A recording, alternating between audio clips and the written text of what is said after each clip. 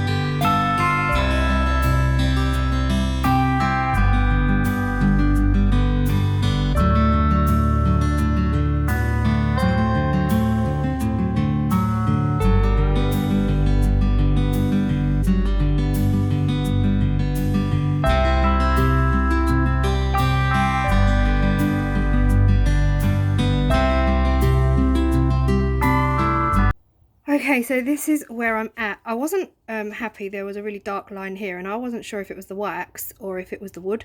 So I forgot about all the sanding I'd just done, and I went back over, took another layer off. And yeah, I've just sanded it even harder for longer. So much happier with the finish on this one. I was getting all this, do you guys call it, you guys, you call it tear out, don't, is it tear out? All that roughness. I couldn't get rid of it, but it's gone now. Feeling, at least I think it's gone. Feeling all the way around. Yeah, it's gone now, so I'm happy I took another layer off. Yeah, so that's pretty much what I did after sanding it all, putting the Yorkshire grit on, putting the wax on. I still wasn't happy, so came back in and took it all away. So yeah, I'm just gonna finish sanding this now with the Abranet and flip it over and do the inside.